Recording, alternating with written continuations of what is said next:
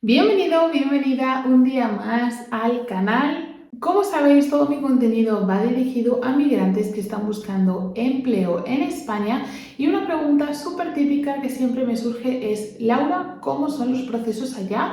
¿Qué puedo esperar a nivel de tiempo, a nivel de etapas? ¿Y qué diferencias tiene un poco con los procesos en Latinoamérica o lo que normalmente me decís que estáis acostumbrados y las diferencias con los procesos de selección en España? Si están tardando mucho, están tardando poco, bueno, siempre suele ser que están tardando demasiado, si eso es normal, si no es normal, si ya me han descartado, si debería esperar un poco más de tiempo, qué puedo esperar, si me contactan, si no me contactan, si me mandan un mail de descarte, si me han dicho que me van a llamar y luego no me llaman. Bueno, pues todo eso lo vamos a ver el día de hoy y es bastante largo el tema, así que vamos a comenzar. Primeramente, antes de meternos al proceso de selección como tal, o sea, a deciros cómo son las fases, las llamadas, las entrevistas, etcétera, quiero deciros cómo está el mercado en España. Y es que el proceso de selección siempre empieza pues con un envío, con una solicitud, ya sea de que te contacten a ti o tú estés enviando tu currículum o tu perfil a alguna parte.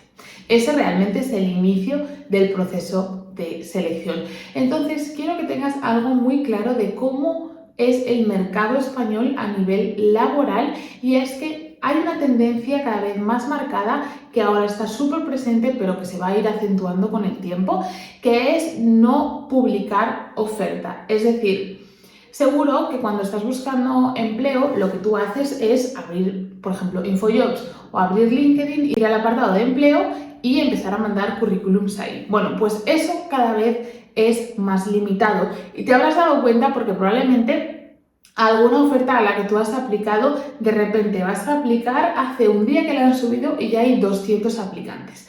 Entonces, si eso te ha pasado es porque el mercado en sí, a nivel de ofertas que están publicadas en portales de empleo, cada vez va siendo menor.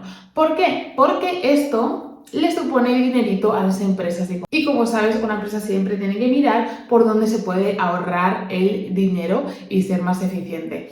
Entonces, tienes que tener claro que el mercado laboral español probablemente no sea como el de tu país de Latinoamérica, sino que cada vez hay menos oferta publicada y hay más lo que se llama mercado oculto.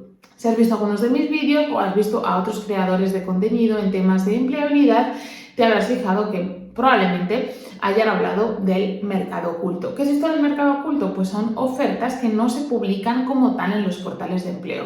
Y es que más o menos se estima que el 80% de ofertas de trabajo que hay en el mercado están en el mercado oculto y el 20% es lo que está en ir tú a InfoJobs o a LinkedIn y encontrarlo en el apartado de empleos, ¿vale? Entonces, como un proceso de selección siempre empieza o con un contacto de la empresa hacia ti, que eso sería parte del mercado oculto, o con tú enviar de alguna forma, ya sea de mercado oculto o directamente a una oferta, tu perfil, tu currículum, pues bueno, ese sería el inicio. Pero que sepas que si tú te estás encontrando con que eso, vas al apartado de empleos de LinkedIn, por ejemplo, y de repente hay 200, 300 aplicantes en una oferta que se ha subido hace pocos días, eso puede ser un indicador de que tu mercado está saturado y que necesitas ir al mercado oculto.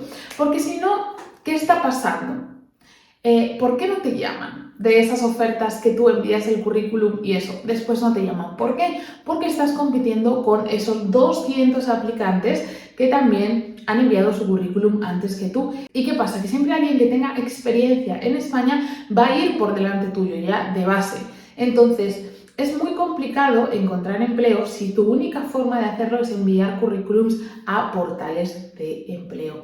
Entonces, no quería empezar a hablar de entrevistas, de llamadas de cribado y de cosas así, sin decirte que si no estás obteniendo esas llamadas y esas entrevistas, probablemente sea porque te estás centrando en ese 20% de ofertas y no el 80% de ofertas. Si ya sabes lo que es mercado oculto, te recomiendo que te pongas a hacer acciones de mercado oculto, y si no sabes lo que es, no quieres perder más tiempo en estar probando, en saber si estás haciendo las cosas bien, si las estás haciendo mal o no te puedes permitir estar perdiendo ese tiempo, entonces te cuento que nosotros podemos asesorarte en búsqueda de empleo.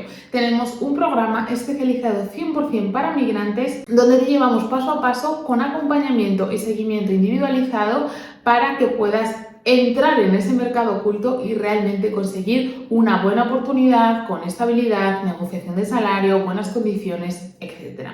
Entonces, si estás interesado en dejar de perder tiempo, en de repente descubrir que hay un mercado oculto y que tú estás solo trabajando con el 20% de ofertas, que hay un 80% por ahí, que estás compitiendo con un montón de gente también súper preparada, que no te llaman y no te llaman y no te llaman y solo te descartan. Si quieres dejar de estar en ese bucle de que nadie te contacta y el tiempo sigue pasando y no ocurre absolutamente nada y quieres formarte, pues con profesionales que saben perfectamente lo que estás pasando tú como migrante, porque no sirve cualquier consejo así en general para alguien que, por ejemplo, haya estado en España. Entonces, en la descripción te dejo el número de WhatsApp de mi equipo y ahí, si abres conversación, vas a hablar con mi equipo y te van a decir si te podemos ayudar en tu situación o no. Si te podemos ayudar, lo haremos encantados, ya que tenemos más de 2 años de experiencia ayudando a migrantes a conseguir empleo de su profesión en España y un montón de testimonios de gente que lo ha conseguido, así que si otras personas pudieron, ¿por qué tú no? Simplemente, si te interesa, pincha en la descripción de debajo del vídeo, ábrenos conversación, te preguntaremos sobre tu situación y te diremos si te podemos ayudar. Ahora bien, una vez sabiendo que cada vez te vas a encontrar menos ofertas de empleo que estén publicadas, que las puedes ver todo el mundo y que deberías ir al mercado oculto si realmente quieres conseguir una buena oportunidad, vamos a pasar a ver cómo se vería el proceso de selección aquí. Entonces, imaginaros, hemos ido por mercado oculto o hemos enviado currículum y pasamos a la siguiente fase, es decir, nos ven nuestro currículum o nos ven nuestra postulación de mercado oculto y nos llaman. Esa sería la primera fase, y a lo que se llama llamada de cribado. Esta llamada de cribado yo sé que es muy rara aquí en España porque te llaman de repente sin avisarte. En cualquier momento puede sonarte el teléfono y va a ser una empresa que te llame para hacerte lo que se llama, como digo, la llamada de cribado. Y es muy importante esto, no te van a avisar cuándo te van a llamar. Entonces no hace falta obsesionarse con el tema de estar pegado al móvil, pero es verdad que si te llaman una vez, si te llaman otra, si te llaman otra y no has contestado ni una sola vez, probablemente te dejen de llamar. Entonces, si estás en búsqueda de empleo, número 1, cuidado con todas las estafas que te llaman diciéndote que son de no sé qué y no sé cuántos y que son estafas, eso es lo primero. Y lo segundo, estate muy pendiente al móvil porque probablemente no te van a avisar de cuándo te van a hacer la llamada de cribado y, como digo, si no contestas reiteradamente te la van a dejar de hacer. Entonces hay que estar muy pendiente al teléfono por si suena y es alguna de las empresas para la que te has postulado. Y te digo que te van a llamar en cualquier momento, ¿vale? Sé que eso suena súper raro para vosotros, pero es así que tienes que estar preparado. Tienes que estar preparado para coger la llamada y tienes también que estar preparado para responder. Porque, ¿qué es una llamada de cribado? ¿Qué te van a preguntar en una llamada de cribado? Te van a hacer lo que se llama killer questions. Killer quiere decir que si no contestas lo que tienes que contestar, descartado automáticamente. Entonces son preguntas muy directas que tienes que responder de manera adecuada. Entonces, para responder de manera adecuada a preguntas que te van a hacer en una llamada de repente a las 2 de la tarde cuando estás con el postre, tienes que estar muy preparado, ¿vale? Entonces, ¿qué preguntas te pueden hacer? ¿Cuál es tu expectativa salarial? Cuéntame cuándo hiciste no sé qué nivel de inglés tienen e igual te sacan una pregunta en inglés. Entonces, son preguntas como súper rápidas, súper directas para que contestes sin mucho tiempo. Entonces te van a llamar y te van a decir: hola, soy de la empresa tal, te apuntaste a esta oferta, tienes un momentito para hablar. Obviamente les decimos que sí, tenemos un momentito para hablar y te van a hacer killer questions, preguntas directas a las que tienes que responder con una respuesta corta. Y digo respuesta corta porque normalmente la tendencia es que en Latinoamérica se den más explicaciones y más vueltas. Aquí somos mucho más directos. Entonces te van a preguntar: ¿tienes inglés? ¿Sabes hablar inglés? Sí. Vale, pues te voy a hacer una pregunta en inglés. Would you like to? Y así, o sea, y así va súper rápido. Entonces, obviamente, primero tienes que saber de qué empresas te están llamando. Eso de: hola, soy de, imagínate, de Coca-Cola, te llamo para el puesto de Key Account Manager. Y tú como: sí, me acuerdo, sí. Ok, entonces, ¿por qué te apuntaste a la oferta? ¿Qué viste en la oferta que te interesó? ¿Por qué quieres trabajar con nosotros? Hay que estar preparados porque si no te van a descartar. Y es la fase con más descarte de todas. Es decir, pues más o menos un reclutador puede llamar como a 30, 20 personas, 20 candidatos para esto y se quedará probablemente con 4 que son los que pasarán a la entrevista. ¿Vale? Así que primero, llamada de cribado, hay que prepararse, hay que estar atento y hay que saber qué contestar, porque si no, probablemente te van a descartar. Después, normalmente se pasa a una entrevista de recursos humanos. A veces se pasa primero a la entrevista técnica, pero bueno, normalmente primero se pasa a una entrevista de recursos humanos, que ya es una entrevista, pues por ejemplo, con videollamada o presencial. En estos tiempos suele ser una videollamada y ahí te reúnes con la responsable del proceso de selección de recursos humanos. ¿Qué van a ver en una entrevista de recursos humanos? Pues van a ver el fit entre tu personalidad, valores y los valores, misión y visión de la empresa. En la entrevista de recursos humanos no se van a centrar en cosas técnicas, en preguntarte, pues eso, hacerte una prueba de Excel, por ejemplo. Eso va a ser más en la siguiente fase, que sería con el manager. Entonces, lo que se suele hacer en España son lo que se llaman entrevistas por competencias, es decir, te van a hacer preguntas para que le pongas situaciones en las que has hecho esas cosas que te estén preguntando. Entonces, obviamente también aquí hay que prepararse las cosas, ¿vale? Hay que prepararse las entrevistas, hay que saber qué tienes que decir, qué no tienes que decir, que a veces es mucho más importante de lo que sí tienes que decir. No puedes ir a una entrevista aquí en España sin prepararte o pensando que lo que tú decías o hacías en tu país te va a servir aquí, porque te adelanto que no va a ser así. En la entrevista de recursos humanos van a ver mucho la parte de fit cultural. Entonces, si nunca has trabajado en una empresa española, tienes que prepararte en cómo son las cosas aquí, en qué tipo de respuestas quieren escuchar los reclutadores. Y también aquí me he encontrado muchas diferencias, que es que me decís que en Latinoamérica constantemente están pasando test de personalidad, test psicotécnicos. Aquí eso prácticamente está extinguido, eso prácticamente no existe. A nivel de personalidad lo que van a hacer es la entrevista de recursos humanos, pero es extremadamente raro que te vayan a pasar un test de inteligencia, un test de personalidad, un test psicotécnico. Eso aquí ya no se hace. Entonces no vayas a esperar que te hagan ningún tipo de test de eso, personalidad, psicotécnicos, de soft skill, porque lo que te van a hacer probablemente es o nada o un test, pero de algo técnico, es decir, de algún software, de Excel. He visto muchísimos test de Excel para mirarte el nivel, test de programas, de software, o por ejemplo en profesiones como contabilidad te hacen también un test, un examen para ponerte ejercicios prácticos, por ejemplo, de hazme un asiento contable o cosas así, para saber si realmente lo puedes hacer o no. Pero se llama más a la tercera fase, que sería la entrevista con el manager, es decir, una entrevista mucho más técnica. En principio, la persona de recursos humanos lo que ha hecho es ver si hay fit cultural, si hay fit entre cómo se hacen las cosas, cómo vas a hacer las cosas. Y en la entrevista técnica con el manager se va a asegurar de que sabes hacer las cosas. Entonces puede ser que aquí sí que te encuentres algún test, pero siempre van a ser test técnicos. Y la persona que suele entrevistarte en estas entrevistas es normalmente el que sería tu futuro jefe o jefa en el departamento. Entonces probablemente te va a preguntar cosas muy específicas de la ejecución de tu posición como tal, ¿vale? Entonces aquí cada uno ya, depende de la que tengas, te tendrás que preparar unas cosas u otras. Y aquí también pasa una cosa un poco curiosa, que es como una dualidad. En la parte de las entrevistas con recursos humanos, como es una persona que se dedica a hacer entrevistas, suelen ser entrevistas estructuradas, normales, a lo que estamos acostumbrados, ¿no? Pero ¿qué pasa con las del manager? Que a veces son muy buenas y a veces son muy malas, porque muchos managers no saben hacer entrevistas. Entonces, la parte técnica seguro que te la van a preguntar, pero luego hay a veces que a nivel de personalidad y a nivel de cómo fluye la entrevista son un poco raras, porque son personas que saben hacer otra cosa, sus cosas técnicas, pero no saben hacer una entrevista, ¿vale? Entonces, te puedes encontrar aquí dos polos opuestos. Managers súper técnicos, como súper distantes, que igual a la vez que te están hablando están mirando el móvil, y luego otros que la decisión que toma es totalmente de intuición, de la impresión que le hayas dado y de lo que hayas sentido contigo.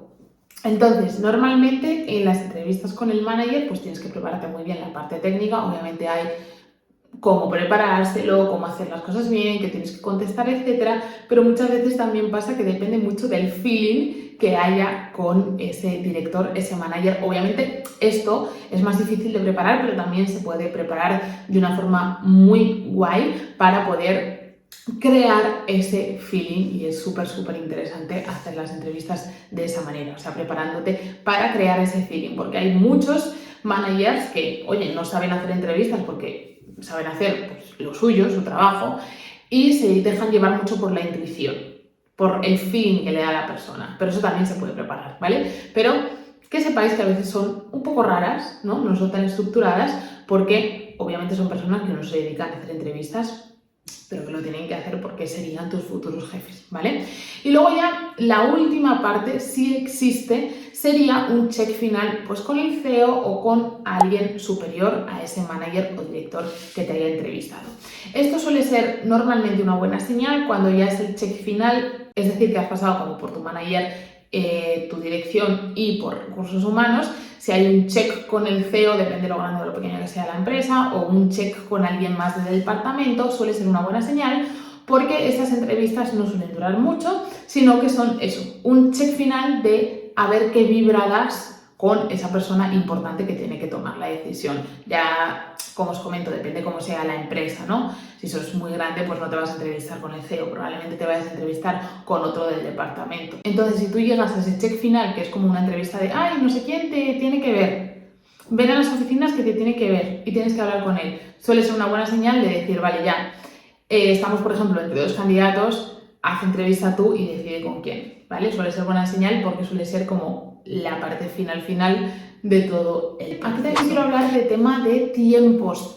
Es muy importante. Normalmente, y desgraciadamente también, los procesos de selección en España suelen tardar bastante. Un proceso bien hecho para una posición profesional y cualificada, un mes y algo, no te lo quita absolutamente nadie. Entre que abres la posición, recibes currículums, haces la entrevista de uno, haces la entrevista con otro, te esperas a ver que el CEO tenga disponibilidad de hacer la entrevista final con él. Un mes suele ser lo normal que dure un proceso de selección. Entonces, tú como migrante no puedes estar perdiendo el tiempo. Si un proceso de selección dura más o menos un mes y encima tu búsqueda de empleo es errática, es decir, vas haciendo prueba, error, ay, por aquí no es, por aquí no es, por allá no es, te vas a ver dentro de medio año en la misma situación en la que estás ahora.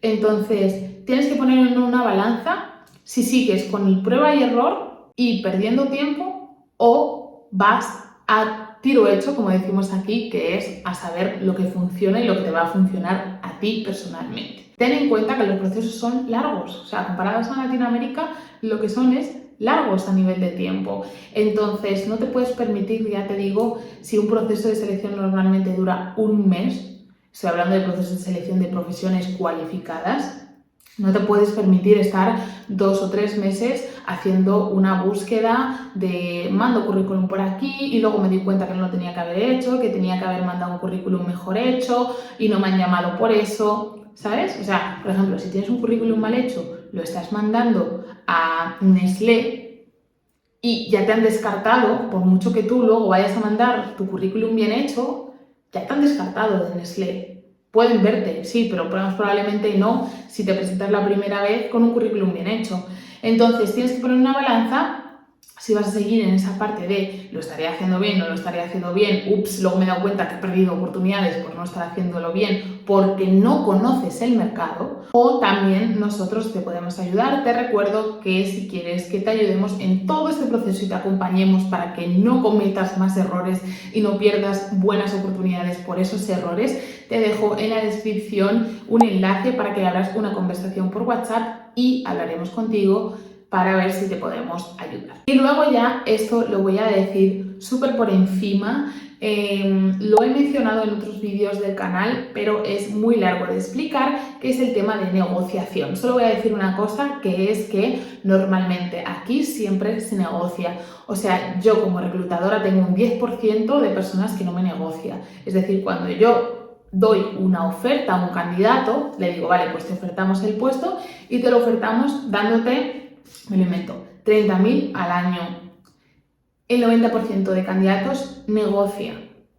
Entonces tienes que saber negociar el salario también, porque una empresa así de primeras te va a dar lo mínimo que tú le hayas pedido o lo mínimo que te pueden dar. No te van a dar lo máximo de una. Entonces siempre hay que negociar, pero ya os digo que esto es un melón súper diferente y que bueno, tampoco sirven los consejos generales porque tiene que ser adaptado a cada profesional y a cada situación. Así que si quieres que también te ayudemos con eso, ya sabes, número de WhatsApp en la descripción y nos cuentas tu situación. Dicho esto, espero que os haya gustado muchísimo este vídeo, que os haya ayudado a organizaros, que si llamada de cribado, entrevista con recursos humanos, entrevista con el manager, check final, me van a llamar de repente, esté donde esté, para hacerme killer questions y tengo que estar preparado para todo. Sé que a veces son como choques culturales, por ejemplo también el tema del tiempo, por favor mirad bien a qué estáis aplicando, cuánto tiempo estáis tardando, hay que traquearlo absolutamente todo para ver si van bien las cosas o no van bien, si llevas medio año, un año buscando empleo, eso es que tienes urgentemente que cambiar la estrategia porque no te está dando ningún tipo de resultado, ¿vale? Entonces, un mes más o menos así es lo que suelen durar los procesos, entonces si te está saliendo de esa norma es que algo tienes que cambiar. Dicho esto, nos vemos en el siguiente vídeo. Chao, chao.